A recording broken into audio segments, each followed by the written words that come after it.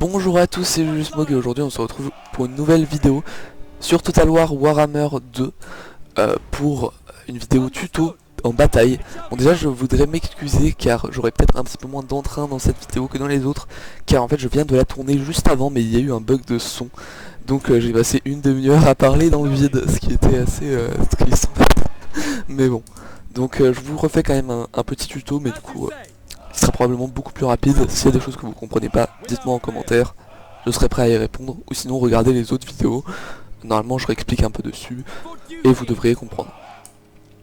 Donc, pour commencer, vous pouvez voir, une unité c'est tout ce qui a un drapeau au-dessus. Une armée possède un maximum de 20 unités. 20 unités évidemment, 20 unités. Donc, chacune de ces unités a ses statistiques propres, et son nombre de modèles. Chacun des modèles a les statistiques suivantes, sauf les points de vie qui représentent les points de vie de toute l'unité. Donc on peut voir, ici c'est le nom. Donc par exemple là nous avons les lions blancs de Crasse. Ici on a une petite chose très rapide pour expliquer, mais en réalité c'est surtout pour expliquer, regardez c'est une infanterie de mêlée, puisque c'est une hache. Ensuite là on a les principaux traits, en gros à ce qu'elle va servir, en résumé. Donc en armure, effectivement elle a beaucoup d'armure. Perce armure, effectivement elle a des dégâts perce armure, dont on va reparler juste après. Cape du lion, effectivement elle protège des projectiles. Et guide des forêts, elle a des bonus en forêt, effectivement. Voilà. Donc, cette unité possède 100 modèles. Donc chacun de ces modèles aura ces statistiques là. Ça c'est la barre de kill, on s'en fiche un peu là. La barre d'XP pareil.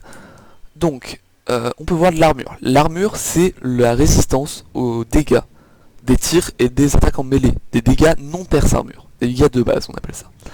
Bon, on reviendra dessus juste après quand on parlera des dégâts. Le commandement, c'est très important dans Warhammer. Vous voyez celle-là, un commandement de base de 75. En fait, il faut voir ça comme une jauge. Elle commence à 75 pour cette unité. Mais plus elle va subir des dégâts, plus il va y avoir des unités ennemies autour, plus ça va baisser. Plus il va y avoir d'alliés, plus ça va augmenter. Plus elle va faire de dégâts, plus ça va augmenter. Et si cette barre passe en dessous de 0, si elle devient négative, cette unité va partir en fuite. Elle va s'enfuir, elle va essayer de quitter la map, et elle sera incontrôlable. Elle va essayer de partir vers le bout de map le plus près. Si, pendant cette fuite, le commandement de l'unité repart en positif, à ce moment-là, elle sera recontrôlable. Et on pourra reprendre son contrôle et la renvoyer en mêlée. Voilà. Ensuite, la vitesse, c'est la vitesse de déplacement, ça y a pas trop de soucis. Vous pouvez voir, la cavalerie a beaucoup plus de vitesse de déplacement que l'infanterie. Voilà. D'ailleurs, j'ai pas parlé vite fait taille de l'unité. Ça on en reviendra juste après, mais cette unité, effectivement c'est une infanterie, petite taille. Attaque en mêlée, chance de réussir une attaque. Défense en mêlée, chance d'esquiver une attaque. Effectivement ces deux stats ne sont qu'en mêlée, hein, je précise quand même. Les tirs ça touche à une autre stat, la précision qui n'est pas disponible sur... enfin on peut pas le voir ici la précision, mais c'est disponible dans le fichier du jeu. Ensuite, la puissance des armes, donc ça c'est les dégâts. Donc par exemple celle-là a des dégâts de base de 9, plus 25 dégâts perce armure. En gros les dégâts de base sont touchés par l'armure, c'est-à-dire qu'en effet, une unité avec beaucoup de dégâts de base mais qui se retrouve face à une unité avec énormément d'armure, elle fera quand même très peu de dégâts. Mais les dégâts perce armure, c'est comme si l'armure n'existait pas, ils seront de toute façon appliqués. Sauf en cas de résistance physique ou magique, mais bon ça on en parlera juste après avec les phoenix. Donc voilà, et le bonus de charge qui est en gros le bonus d'attaque de mêlée et de dégâts. Quand l'unité vient à charger, au moment où elle rentre en mêlée, elle donne ce bonus là. Donc c'est très important pour tout ce qui est par exemple cavalerie ou encore les chars. Donc, nos lions blancs de Crasse. On peut voir ici les petites capacités, les petits traits qui leur appartiennent. Par exemple, ils ont une résistance aux projectiles de 30%. Tout dégât pris des projectiles est réduit de 30%. Projectiles petits, hein, pas les gros projectiles d'armes de siège. Voilà. Ils se cachent en forêt, effectivement on les met en forêt, ils auront le statut voilà, dissimulé, ce qui fait qu'ils sont invisibles aux yeux de l'adversaire. Bon après l'IA des fois elle triche un peu là-dessus, mais bon. Voilà. Elles ont bûcheron, effectivement elles n'ont pas de pénalité de déplacement en forêt, et elles ont les prouesses martiales qui est le bonus au elfe, qui permet d'avoir des bonus d'attaque en mêlée et de défense en mêlée, tant que l'unité a plus de 50% de CP. Voilà. Ensuite là on peut par exemple montrer les maîtres du savoir de les maîtres épéistes de Hoët qui sont une version bien améliorée de l'infanterie, qui sont en armure, perce-armure, anti-infanterie, on va en parler juste après, et tir dévié. Tir dévié, c'est-à-dire qu'ils ont une chance de renvoyer les tirs. Ça c'est plutôt intéressant. D'ailleurs ils sont magnifiques, quand même. Voilà. Faut tenir, je tiens quand même à le faire remarquer. Donc ils sont aussi 100, ils ont plus de points de vie, ils ont, enfin voilà, si on compare un petit peu les deux, ils ont quand même pas mal de bonus en plus. Mais surtout ils sont anti-infanterie. En gros ils vont infliger 14 de dégâts supplémentaires contre les unités de taille petite. Effectivement. Donc c'est bien pour combattre de l'infanterie mêlée adverse. Voilà. Tandis que les unités larges sont plutôt pour protéger de l'infanterie. Pas de vous là, qu'est-ce que je dis? De la cavalerie. Voilà. Ensuite on a les unités lance-projectiles. N'hésitez pas à mettre pause sur la vidéo hein, si je vais trop vite. Et de revenir. Mais bon, je suis désolé, c'est pas super, vraiment dites-moi en commentaire ou regardez la suite. Donc les archers, par exemple, ils ont une bonne portée, effectivement ils ont une très bonne portée pour une unité basique, parce que les archers c'est vraiment l'unité basique de chez basique des hauts elfes. Donc ils sont 90 dans l'unité, ils ont assez peu de points de vie, assez peu de commandement, peu d'armure, peu d'attaque et de défense en mêlée, peu de dégâts en mêlée, très peu de bonus de charge. En fait, leur atout va justement être les 3 nouvelles statistiques qui s'y présentent, leur munition, le nombre de salves qu'ils peuvent lancer, leur portée, 180, et leur puissance de tir. Donc ça c'est la puissance de tir en 10 secondes, mais si on veut voir plus précisément, chacune de leurs salves fait 16 de dégâts de base, 3 de dégâts perce armure, et qui prend 9,9 secondes à recharger. Voilà. Mais du coup c'est pas des tirs perce armure, c'est ça qu'il faut noter. Ensuite on a par exemple les gardes maritimes de Lothern. D'ailleurs juste une petite chose que j'ai pas parlé des maîtres épéistes de Hoët, ils ont un bouclier. Effectivement de face ils ont 20% de chance de bloquer des projectiles. Voilà, juste ça. Et ensuite les gardes maritimes de Lothern. Donc eux, ils ont comme particularité qu'ils sont lance-projectiles, mais ils ont aussi des bonus au corps à corps assez bien. C'est-à-dire qu'ils tiennent bien le corps à corps. Donc voilà, et en plus de cela, au corps à corps ils sont anti-larges. Donc bonus de dégâts contre les unités larges, donc la cavalerie, les gros monstres, etc. etc. Et ils ont aussi une défense contre les charges. En gros, s'ils ne bougent pas, qu'ils attendent, si une unité large, si une unité qui charge une unité large, genre par exemple la cavalerie, ou encore un dragon, je sais pas quoi, et ben ils annuleront totalement leur bonus de charge. Voilà. Donc ce genre d'unité est très intéressante, c'est souvent les lanciers qui sont comme ça.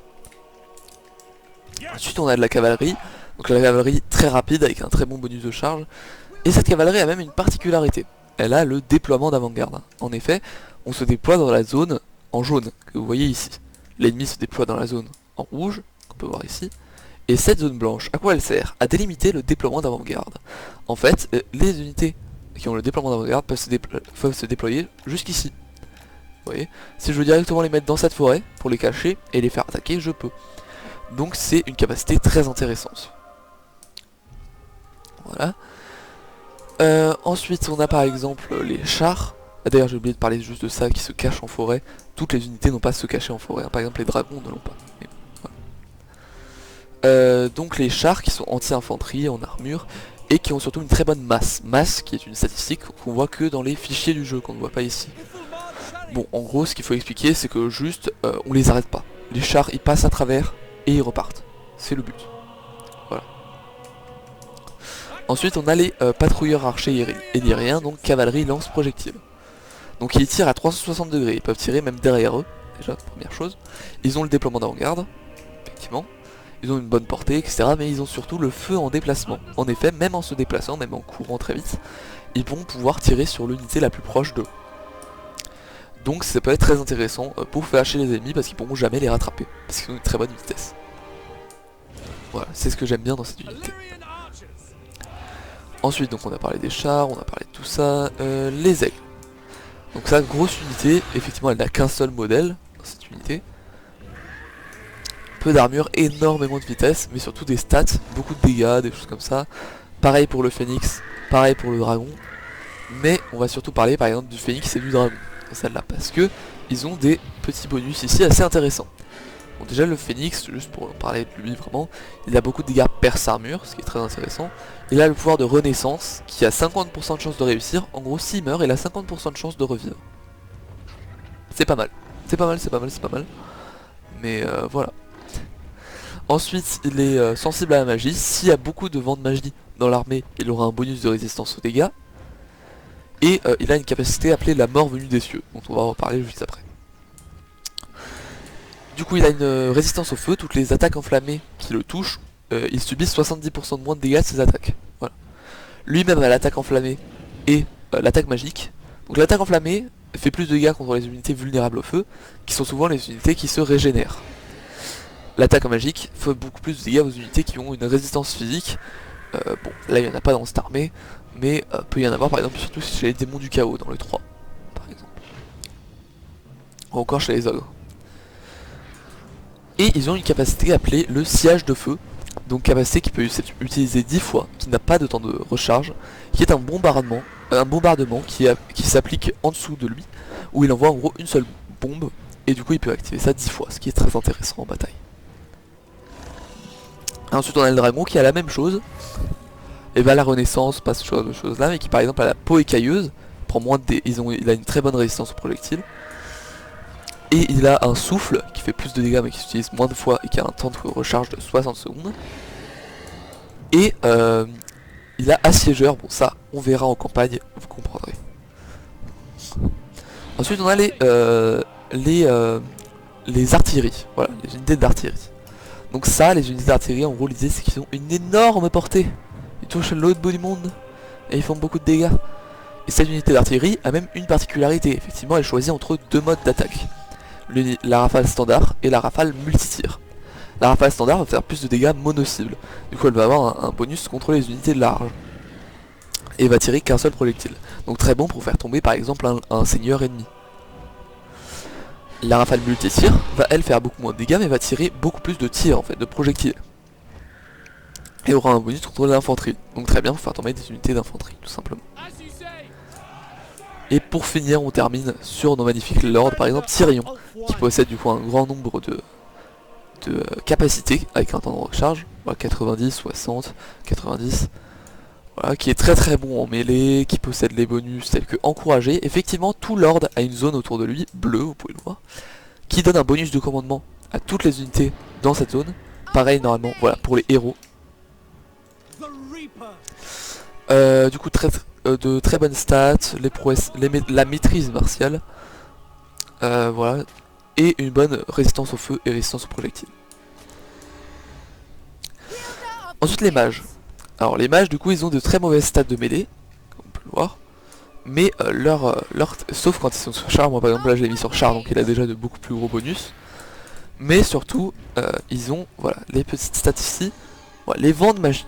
Donc on va regarder pour un sort par exemple, ce sort coûte 5 de vents de magie, on peut voir c'est le coup en bleu. Il a un temps de recharge de 30 secondes, du coup c'est du dégât direct, ça va infliger juste des dégâts à l'unité pendant 14 secondes, une unité à 100 mètres ennemie va subir des dégâts. C'est efficace contre de multiples guerriers, faible contre un seul guerrier, et ça baisse la vitesse.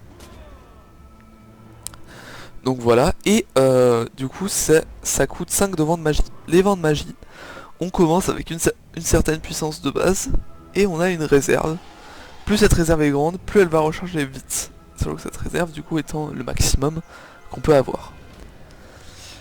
Donc là dans cette partie j'aurais pas plus de 71 vents de magie, même si ça vient à durer 60 minutes. Donc voilà, et au début du coup on a un vent de magie toutes les 6 secondes. Et du coup les sorts changent selon le domaine de magie du mage. Elle, magie de l'ombre, donc on trouvera bien sûr le pendule du destin, l'abîme de noirceur, ou encore l'affaiblissement. Voilà, trois très bons sorts. Ensuite, le maître de savoir de l'OS. Je voulais en parler parce que c'est une unité un peu hybride elle aussi, car en effet elle possède de nombreux sorts, mais elle possède aussi déjà des capacités passives de buff autour d'elle, et surtout elle a de très bonnes stats de mêlée, c'est-à-dire qu'elle tient très bien la mêlée alors qu'elle c'est aussi un lanceur de sorts. Voilà, tout simplement. Donc maintenant que ça c'est dit, on va terminer cette vidéo sur quelques petits trucs qui sont voilà, les petits modes de déplacement juste en bas. Donc ici ça c'est la course, la vitesse de l'unité. Ça on va en parler tout de suite puisque ça parle de la vigueur. Donc, vous pouvez voir sur une unité quand on reste là, voilà, on peut voir elle est confiante dans son commandement et elle est fraîche dans sa vigueur. La vigueur elle va baisser plus l'unité va courir sur le champ de bataille. Donc au début c'est mis automatique en courir. Et donc voilà, soit on la fait courir, elle va perdre au fur et à mesure de la vigueur. Si la vigueur est trop basse, elle aura des malus de stats et elle aura en plus des... si elle est vraiment trop basse, elle pourra plus courir. Mais marcher c'est très lent. Donc voilà, il faut savoir jongler entre les deux. Moi je marche très peu dans les batailles, hein, je les fais courir. Et c'est très important par exemple pour la cavalerie, parce que la vigueur baisse très vite quand on cycle charge, quand on charge d'un coup tout le temps, pour utiliser leur bonus de charge très énervé.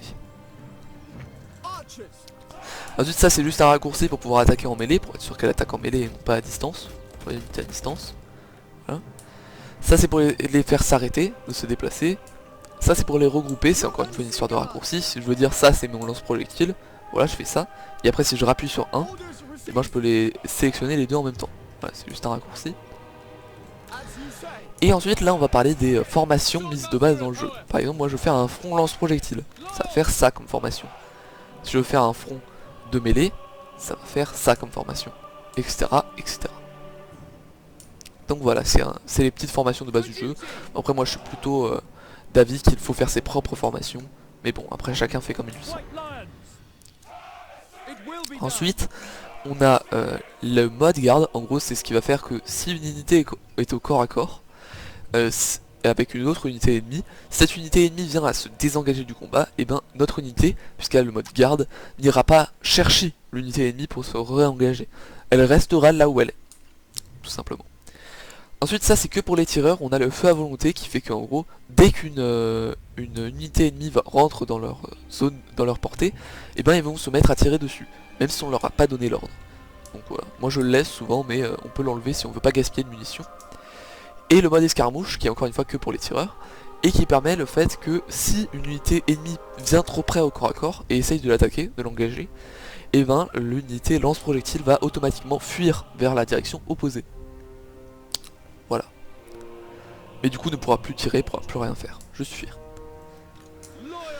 Voilà, donc c'est terminé pour ce tuto, désolé d'avoir été très rapide, mais franchement j'ai déjà fait le tuto, si ça rebug je pense même pas le refaire. Ça m'a vraiment, voilà, ça m'a vraiment énervé parce que j'avais passé une demi-heure à faire le tuto de base. Hein. Bon, en tout cas vous comprendrez mieux avec les prochaines batailles, etc., les campagnes, voilà.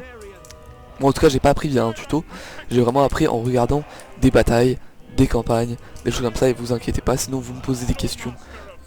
En commentaire dans n'importe quelle vidéo, j'y répondrai. En tout cas, merci d'avoir regardé cette vidéo. J'espère que ça vous aura plu. Si c'est le cas, n'hésitez pas à mettre un pouce bleu, à vous abonner à la chaîne si vous aimez le contenu en général. Et je vous dis ciao ciao et à très vite. Et encore désolé.